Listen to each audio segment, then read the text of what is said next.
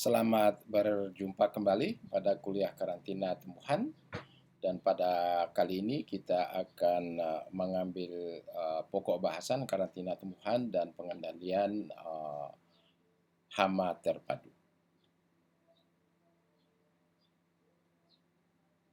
Dengan subpokok bahasa yang pertama karantina tumbuhan dan keamanan pangan, kemudian pengendalian hama dan terpadu dan keamanan pangan.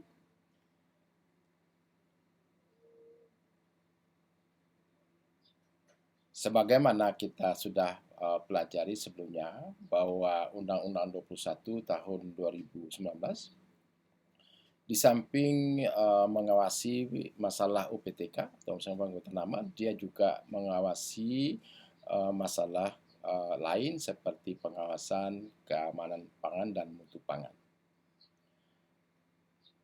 Dan dalam undang-undang itu bahwa Undang-Undang 21 tahun 2019 mengalapkan pengawasan dan atau pengendalian terhadap keamanan pangan dan mutu pangan, keamanan pakan dan mutu pakan, produk rekayasa genetik, sumber daya genetik, agensi hayati, jenis asing invasif, kemudian tumbuhan dan satwa liar, serta tumbuhan dan satwa langka yang dimasukkan ke dalam, tersebar dari suatu area ke area lain, dan atau dikeluarkan dari negara Kesatuan Republik Indonesia. Dan ini Undang-Undang 21 yang salah satu yang menjadi topik pengawasan adalah keamanan pangan dan mutu pangan. Jadi pengendalian hama terpadu merupakan paradigma pertanian modern untuk memproduksi hasil pertanian yang aman terhadap konsumen dan juga aman terhadap lingkungan. Nah, kalau kita lihat di berbagai persyaratan dalam perdagangan internasional, bahwa di sini sangat jelas bahwa keamanan pangan menjadi syarat mutlak untuk masuk ke perdagangan global, khususnya perdagangan tentang hasil-hasil pertanian.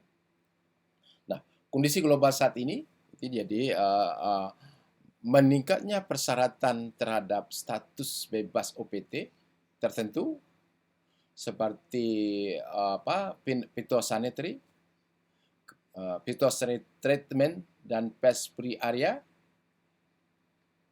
Jadi tempat atau produksi yang bebas dari OPTK. Place production, jadi di mana tempat kita memproduksi harus bebas dari hama. Pest free production site, jadi PFPS. Kedua, meningkatnya persyaratan terhadap jaminan kesehatan karantina mulai dari hulu sampai hilir. Jadi meningkatnya persyaratan terhadap jaminan kesehatan karantina. Kedua, meningkatnya persyaratan keamanan pangan untuk memastikan kondisi aman terhadap konsumen. Kemudian juga meningkatnya persyaratan kualitas produk yang diekspor. Jadi oleh sebab itu kita juga harus memproduksi hasil pertanian kita harus bisa memenuhi persyaratan ekspor. Dan salah satu yang menjadi hambatan dalam ekspor hasil pertanian, pertama masalah OPTK, kedua masalah keamanan pangan yang terkait langsung dengan praktek budidaya adalah residu dari berbagai pestisida yang kadang kala menjadi hambatan kita untuk mengekspor hasil-hasil pertanian kita ke berbagai negara di dunia. Nah, kalau kita lihat dalam urutan untuk mengekspor satu barang atau barang pertanian, sertifikat penyimpanan untuk ekspor dan impor hasil pertanian ini kira-kira ada jalurnya. Jadi salah satu persyaratan untuk bisa melakukan ekspor hasil pertanian adalah sertifikat keamanan pangan. Nah, keamanan pangan salah satunya bagaimana kita memproduksi hasil-hasil pertanian yang bebas residu pestisida yang bisa mengganggu atau berbahaya terhadap konsumen. Dan oleh sebab itu, dalam usaha peningkatan produksi dan juga meningkatkan kualitas hasil pertanian untuk memenuhi standar ekspor, maka salah satu pilihan kita harus melaksanakan PHT atau pemilihan hama terpadu, dan hama dalam ini hama dalam serangga dan sebagainya, dan juga patogen dan juga gulma.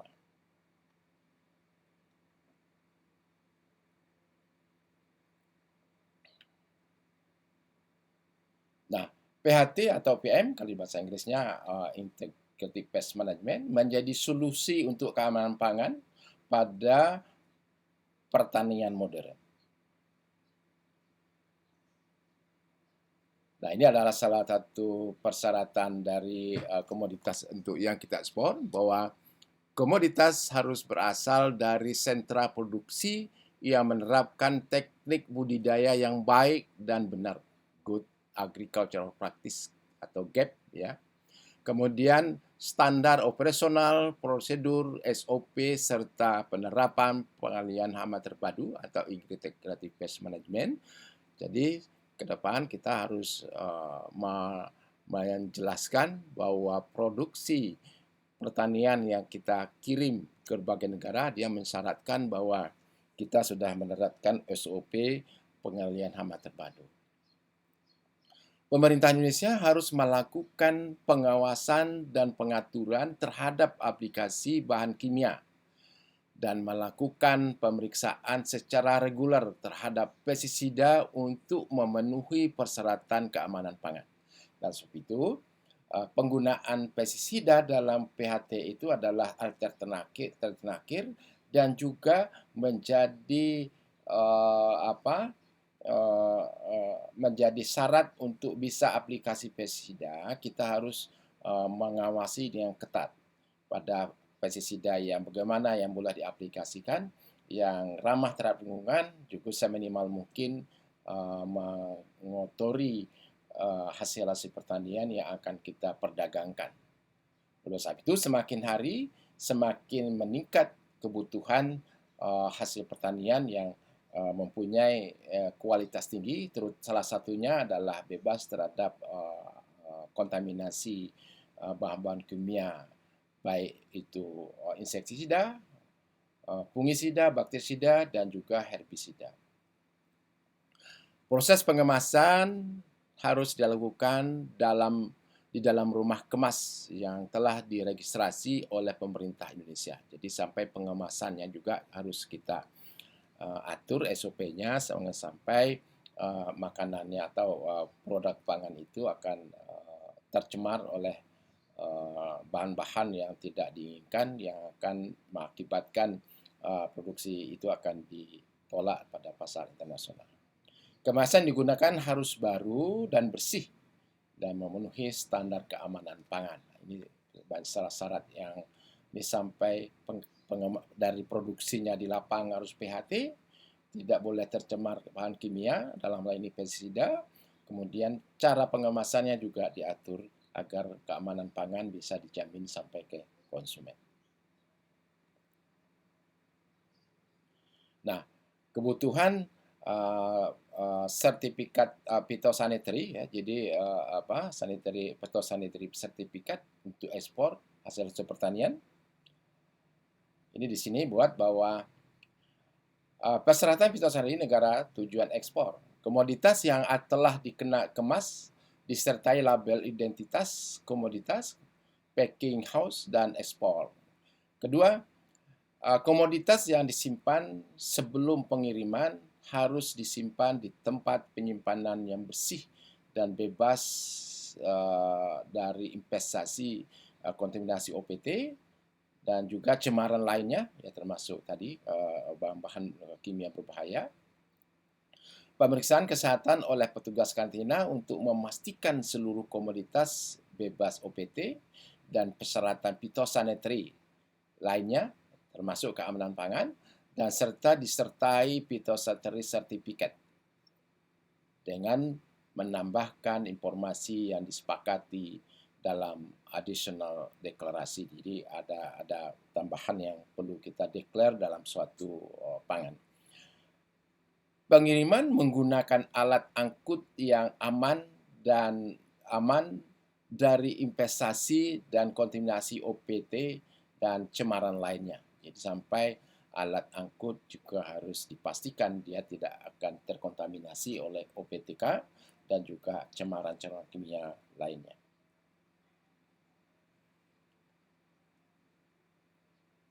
Nah, Permentan nomor 1 tahun 17 tentang tindakan karantina tumbuhan, ya. Jadi ini adalah tindakan karantina yang harus dilakukan. Jadi pengeluaran media pembawa komoditas harus dilengkapi persyaratan lain, dapat berupa 1 surat izin pemasukan atau permit negara tujuan, sertifikat perlakuan. Jadi kalau kita melakukan fumigasi juga harus ada sertifikat bahwa ini sudah fumigasi untuk menjamin bahwa produk pangan atau hasil pertanian itu sudah bebas dari hama OPTK. Kemudian sertifikat keamanan pangan ini jadi untuk tadi kontaminasi terhadap cemaran bahannya. Perlakuan keterangan tentang media pembawa berasal dari tempat produksi yang bebas OPT. Nah, ini kembali lagi tadi bahwa harus ada pernyataan bahwa hasil pertanian itu kita produksi pada daerah yang bebas OPT atau pada daerah yang melaksanakan PHT dengan segala prosedur PHT itu untuk keamanan pangan, untuk menjamin bahwa pangan ini bebas dari residu pestisida. Keterangan tertulis media pembawa berasal dari kebun yang telah diregistrasi. Nah, registrasi itu salahnya bahwa bagaimana praktek budidaya pada kebun-kebun tertentu. Keterangan tertulis tempat penyimpanan. Jadi gudang penyimpanan sebelum kita ekspor juga harus kita beri deskripsi bahwa gudangnya bebas dari investasi OPT, kontaminasi dari bahan-bahan berbahaya untuk konsumen. Nah, Undang-Undang Republik Indonesia Nomor 18 Tahun 2012 tentang pangan. Jadi dia juga mempersyaratkan itu bahwa pasal 35 menjelaskan bahwa setiap orang yang mengekspor pangan bertanggung jawab atas keamanan pangan, mutu dan gizi pangan yang dipersyaratkan oleh negara tujuan. Dan pada umumnya negara-negara tujuan banyak kasus-kasus ekspor hasil pertanian kita tertolak dari negara-negara tertentu karena ada logam beratnya, ada residu pestisidanya, di samping OPTK yang disyaratkan oleh negara-negara tujuan ekspor. Ekspor pangan sebagaimana dimaksud pada ayat 1 dilakukan sesuai dengan ketentuan peraturan perundangan baru. Nah, kalau misalnya karantina kita mengeluarkan itu kita harus juga memenuhi persyaratan karantina. Nah, PHT sebagai syarat untuk ekspor manggis ke Cina ini ada beberapa persyaratan kalau kita ingin mengekspor ke Cina. Jadi protokol fitosanitary kebutuhan untuk ekspor manggis ke Cina. Pertama harus memenuhi regulasi karantina tumbuhan Indonesia dan Cina. Jelas itu kalau kita semua produk ekspor kita kemanapun kita mau perdagangkan seperti itu harus melalui badan karantina atau tindakan karantina. Kebun mangga, manggis dan fasilitas rumah kemasan harus terregistrasi dan menerapkan GAP atau Good Agricultural Production. Kemudian menerapkan integrated pest management. Jelas ini bahwa nanti kita pada lokasi-lokasi kebun yang akan kita peruntukkan untuk ekspor itu harus ada sertifikat pelaksanaan PHT di situ. memenuhi persyaratan keamanan pangan, ya, residu pestisida dan kontaminan lainnya. Buah telah melewati proses sortasi, perlakuan atau fumigasi. Nah, ini urusannya UPTK. Jadi kalau dia ada, kita harus difumigasi dengan untuk memastikan bahwa patogen yang ada yang pada manggis itu sudah mati. Memenuhi syarat persyaratan kemasan dan pelabelan, ini saya kira itu urusan ini. Kemudian juga kita mengekspor manggis ke Cina, kita harus memenuhi regulasi karantina tumbuhan negara Thailand. Dan mereka juga punya undang-undang karantina seperti kita. Dan juga buah harus melewati proses sortasi, memenuhi persyaratan keamanan dan pelabelan. Jadi akhirnya juga bagaimana produk pertanian itu di samping dia bebas OPTK yang disyaratkan oleh negara tujuan, juga harus aman terhadap konsumen. Dan untuk memproduksi yang aman terhadap konsumen berarti kita harus memproduksi dengan bebas pestisida. Dan untuk itu kita harus bisa melakukan PHT. Karena apa? Karena PHT menempatkan pestisida adalah alternatif terakhir setelah cara-cara lain tidak lagi mampu menekan populasi hama patogen di bawah ambang ekonomi yang merugikan.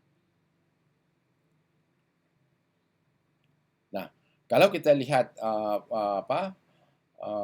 PHT ya, jadi ini PHT atau IPM adalah paradigma baru dalam pertanian modern seperti apa yang kita sampaikan tadi. Dan ini adalah PHT ya, jadi PHT itu ada persyaratan tindakan pengendaliannya atau pest manajemennya. Di sini dia lihat bahwa pest manajemen yang disyaratkan pertama kita harus menggunakan, kalau bisa kita menggunakan varietas resisten, ya. Kemudian kita harus melakukan pengendalian biologi, ya. Kemudian kita juga menggunakan karakter, kalau dalam hama ada karakter serangga, ya. Dia bisa tertarik pada cahaya, kita buat trap yang bisa untuk itu. Kemudian bagaimana kita mengendalikan hama penyakit yang mengelola agroekosistem yang baik gitu ya. Kemudian kultur teknis yang baik, dan ini salah satu syarat bagaimana kita seminimal mungkin menggunakan pestisida dalam proses produksi tanaman. Nah, itu hanya bisa kita lakukan melalui integrated pest management atau PHT. Jadi PHT itu pertama teknik pengendaliannya pestisida menjadi terakhir, kemudian bagaimana kita meningkatkan pengetahuan petani untuk itu, kemudian bagaimana kita mengorganisir terjadinya pelaksanaan PHT itu, kemudian bagaimana meningkatkan komunikasi dalam hal ini, komunikasi antar petani, sehingga dalam suatu proses pengendalian PHT akan terjadi sinergi antar petani dan dengan tujuan bagaimana aman terhadap konsumen, produksinya tinggi, dan laku dijual di tingkat internasional. Itu saya kira ini filosofi PHT. Barangkali dalam mata kuliah PHT, saudara akan membahas semua sub-sub topik yang akan dilakukan dalam pelaksanaan PHT di usaha pertanian. Jadi, pengendalian hama terpadu atau integrated pest management adalah paradigma dalam pertanian modern untuk memproduksi hasil-hasil pertanian yang aman untuk dikonsumsi.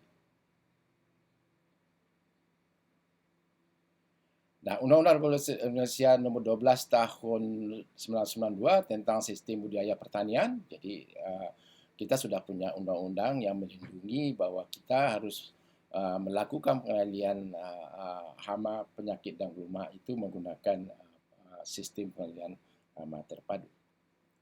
Nah, Undang-Undang Budidaya Pertanian atau Undang-Undang 12 tahun 1992 itu mengatur tentang pelindungan tanaman dilaksanakan dengan sistem pengendalian hama terpadu, sistem PHT. Makanya dulu ada sekolah lapang pengendalian hama terpadu untuk para petani, dan juga itu sudah Unila juga pernah melakukan sebagai selevel D1 untuk semua para penyuluh pertanian untuk bagaimana pelaksanaan PHT di tingkat petani.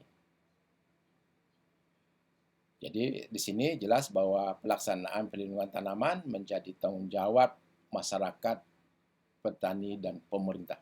Jadi ini salah tanggung jawab kita semua, jadi tidak bisa kita serahkan pada masyarakat saja.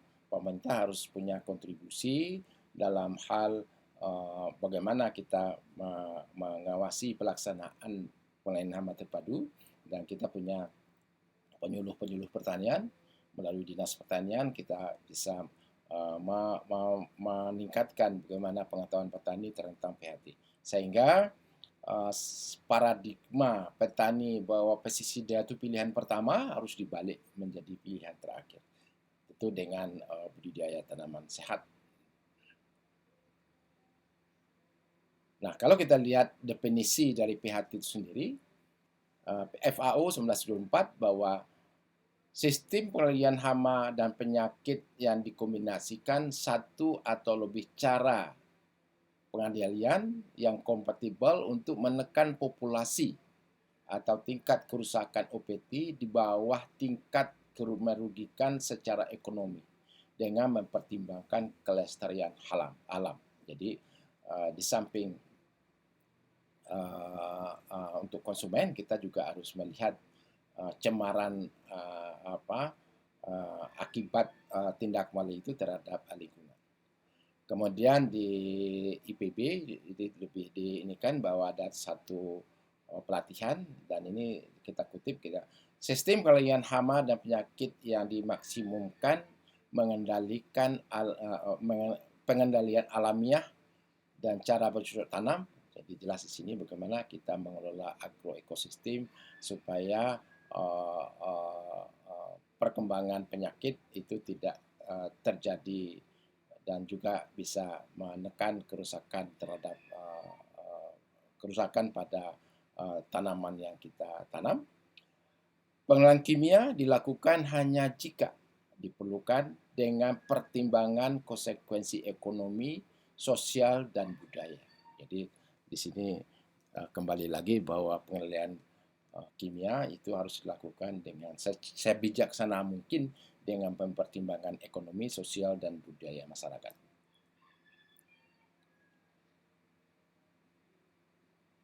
Nah, konsep PHT dalam budidaya pertanian. Jadi dalam undang-undang itu menjelaskan bahwa segala upaya pengendalian populasi atau tingkat serangan OPT dengan memadukan berbagai teknik pengendalian OPT yang dikembangkan dan dalam suatu kesatuan untuk mencegah timbulnya kerugian ekonomi, kerusakan, dan kelangsungan hidup. Penggunaan pestisida merupakan alternatif terakhir. Nah, ini dalam undang-undang sangat jelas bahwa pestisida adalah alternatif terakhir, dan pengendalian OPT bersifat dinamis. Artinya masing-masing OPT mempunyai tindakan atau sistem pengendalian berbeda, kemudian dinamis dalam arti sesuai dengan kondisi alam di mana tanaman itu kita tanam. Nah, kalau kita ini adalah hasil survei di seluruh Indonesia, jadi ada aplikasi pestisida pada sistem PHT dibandingkan dengan konvensional.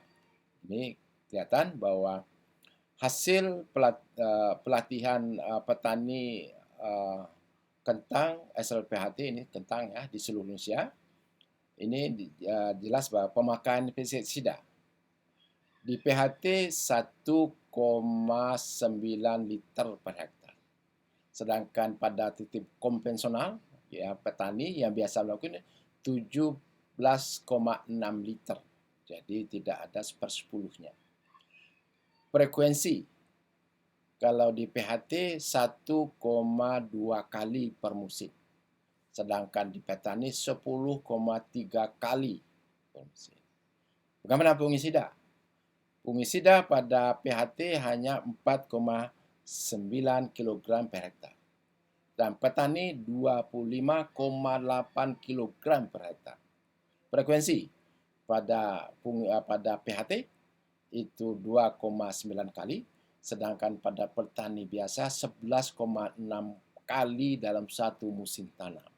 Lalu sebab itu ini jelas kalau ditinjau dari segi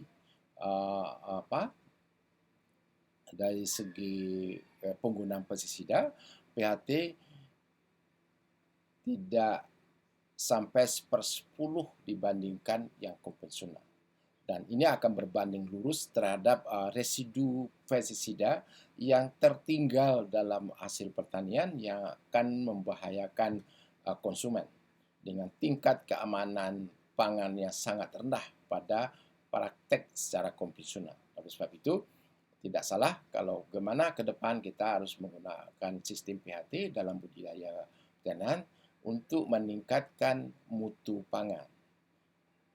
Bukan tidak mungkin suatu saat konsumen dalam negeri juga akan mempersyaratkan itu dengan meningkatnya taraf hidup masyarakat dan sadarnya masyarakat terhadap kesehatan.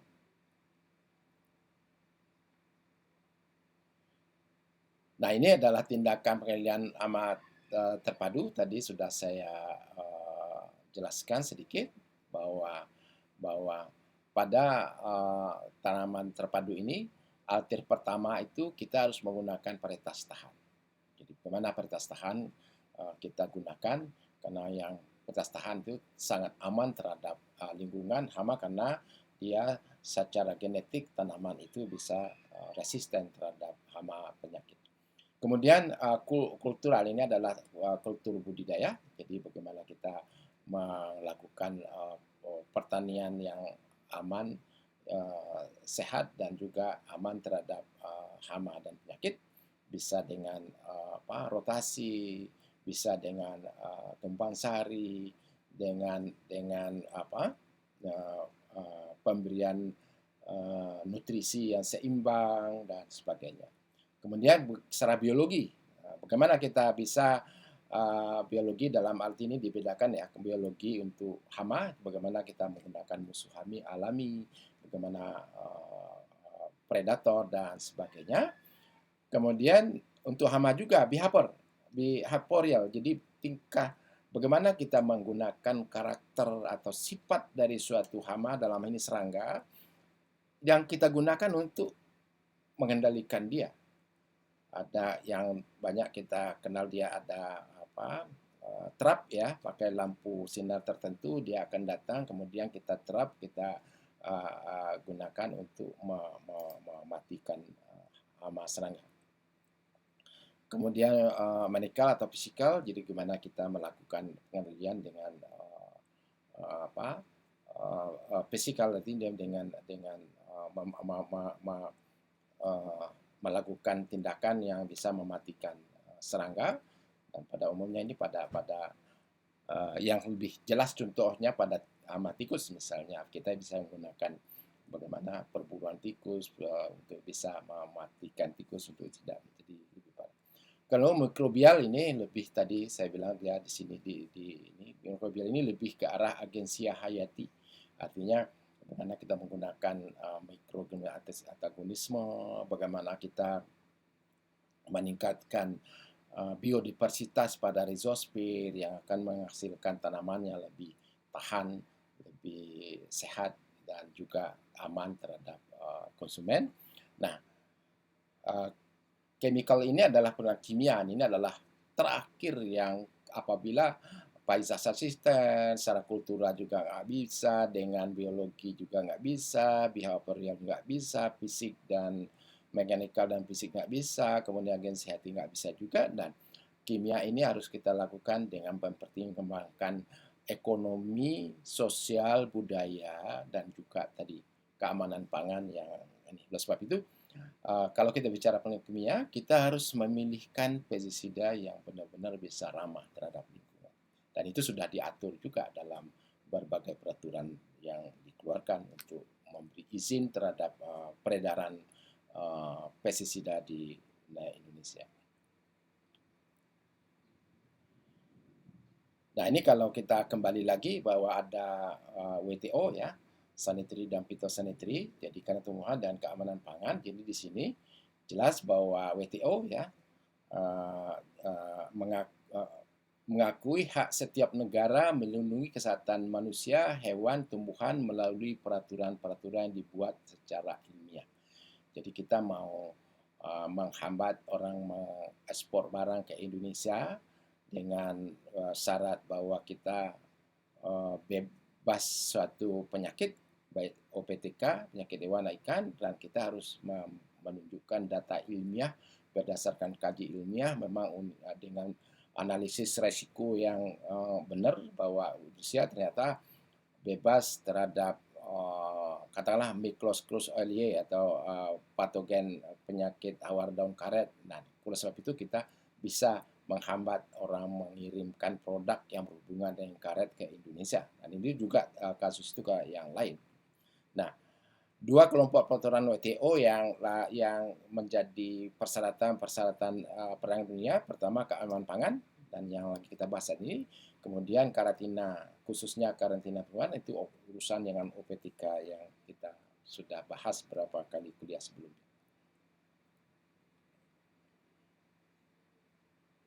Nah, ini hubungan jadi bahwa peraturan keamanan pangan menetapkan bahwa setiap jenis produk pertanian diedarkan, dipasarkan di domestik. Ini jelas di domestik juga sama, teman penegakan hukumnya belum demikian ketat ya.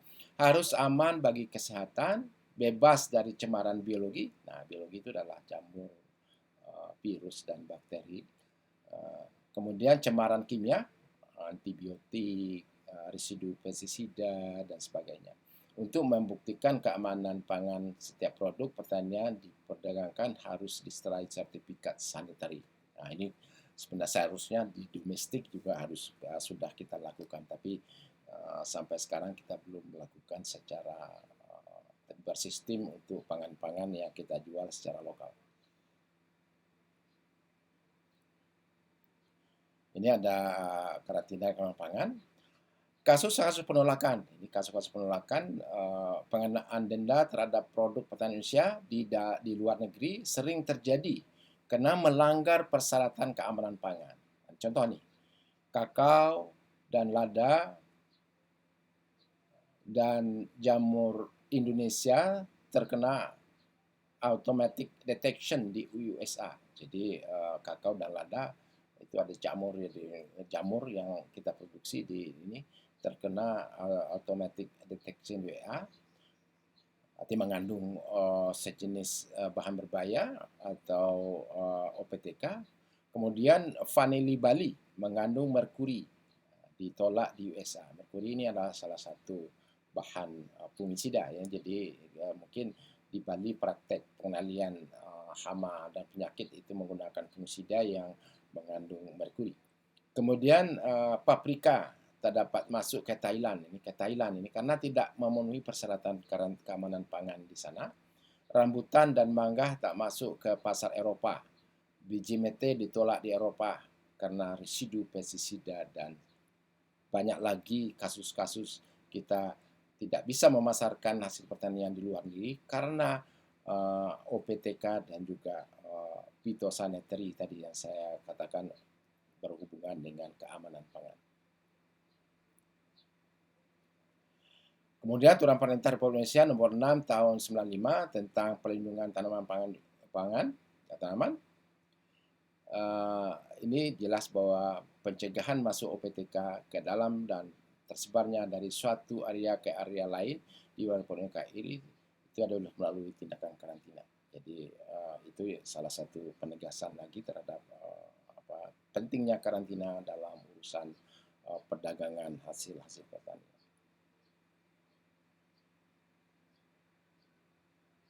Ini sudah kita bahas sebelumnya bahwa semua negara memanfaatkan kesempatan SPS WTO termasuk karantina sebagai hambatan non tarif. Jadi sudah saya katakan bahwa hanya hambatan non tarif yang bisa kita gunakan untuk menolak orang memasarkan hasil produk pertaniannya di Indonesia.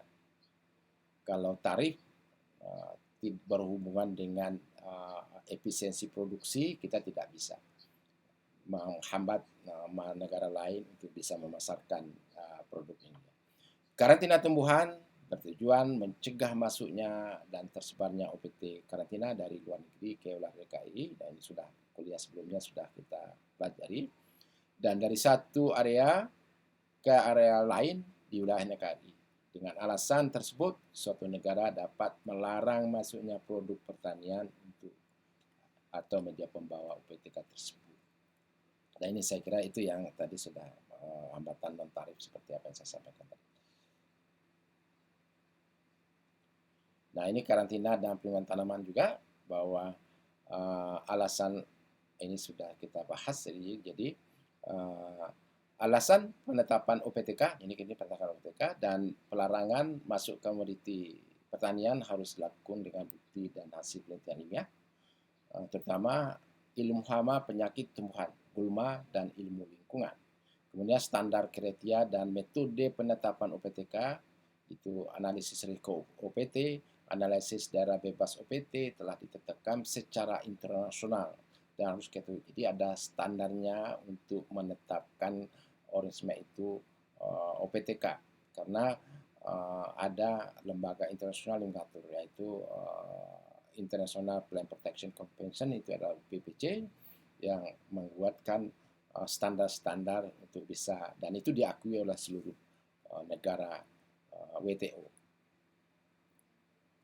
Dan Indonesia sudah mempunyai undang-undang, peraturan pemerintah, peraturan Menteri Pertanian, lembaga peraturan perundangan undang tentang karantina pertanian. Jadi sudah kita bahas pada kuliah sebelumnya bahwa kita sudah punya peraturan yang cukup lengkap yang berhubungan dengan karantina. Nah, perlindungan tanaman atau perlindungan tanaman dan produksi pangan yang berkualitas. Jadi dijelaskan bahwa sasaran ketahanan pangan adalah mencukupi kebutuhan pangan untuk seluruh produk secara cukup, merata, terjangkau. Ketahanan pangan berkaitan dengan kualitas dan kuantitas pangan. Jadi kan kualitas pangan tidak kita jumlah, tapi kualitas ini terkait dengan mutu pangan dan juga keamanan pangan.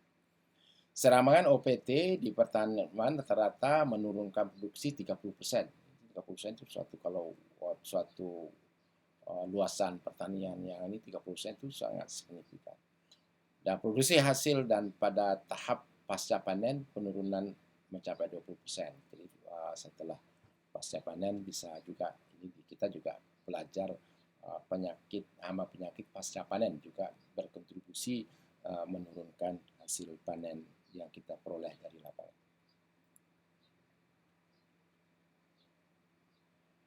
PHT adalah cara yang harus ditempuh untuk memperoleh produksi keamanan pangan dan juga devisa. Ini saya kira sudah kita bahas. Dengan menerapkan kebijakan dan teknologi pengendalian hama terpadu yang benar, kehilangan hasil akibat serangan OPT dapat dikurangi sehingga kualitas dan kualitas hasil pertanian dapat meningkat daripada sebelumnya. Jadi PHT saya kira menjadi solusi. Peningkatan produksi pangan di dalam negeri dapat memenuhi kebutuhan konsumsi pangan domestik sehingga mengurangi ketergantungan terhadap impor. Jadi bagaimana PHT di samping aman, dia juga meningkatkan produksi untuk menghemat devisa. Kemudian dengan menerapkan prinsip PHT sejak di pertanaman sampai pasca panen, dari hulu sampai hilir, para petani dengan mudah dapat memenuhi persyaratan keamanan pangan yang diminta oleh pembeli, konsumen, terutama konsumen global. Produk PHT tidak akan mengandung residu pestisida yang dapat membahayakan kesehatan konsumen. Nah, kembali saya kira ini peranan ahli hama dan penyakit, ya, ahli proteksi tanaman ini menjadi semakin hari semakin penting karena tuntutan konsumen, baik konsumen dalam negeri maupun konsumen luar negeri, menghendaki produk pertanian itu bebas OPTK dan mempunyai kualitas pangan yang tinggi, terutama bebas dari bahan-bahan kimia seperti pestisida yang tidak ramah terhadap lingkungan dan juga membahayakan pada konsumen yang mengkonsumsi hasil-hasil pertanian. Nah, ini PHT dan perdagangan global dan nilai tambah yang diperoleh petani dengan melaksanakan PHT. Jadi ini kembali lagi bahwa dengan penerapan teknologi pelindung tanaman yang tepat, konsekuensi dan efektif, petani dapat meningkatkan nilai tambah dan daya saing pasar domestik dan global, mutu dan harga produk meningkat sehingga dapat meningkatkan ekspor komoditas pertanian. Dengan teknologi perlindungan tanaman, ekspor meningkat, impor menurun sehingga dapat meningkatkan surplus perdagangan pertanian. Karena tadi saya katakan bahwa tidak ada satu negara pun yang tidak membutuhkan bahan pertanian dari negara lain. Oleh sebab itu, kesempatan ini bisa digunakan oleh negara seperti Indonesia yang dijuluki negara agraris untuk memproduksi produksi pertanian yang laku di pasar internasional. Nah, ini keperluan sertifikat tanah. Jadi ini sudah bahwa WTO ini adalah mensyaratkan keamanan pangan dan juga karantina tumbuhan terutama untuk OPTK.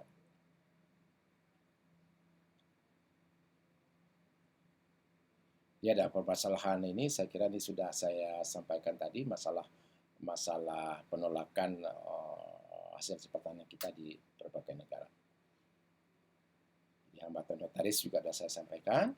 Kemudian harus yang ilmiah juga sudah kita bahas. Kemudian izin penggunaan pestisida. Ini saya kira ini kembali ke tadi sudah sampaikan izin penggunaan pestisida yang harus semakin diketatkan. Jadi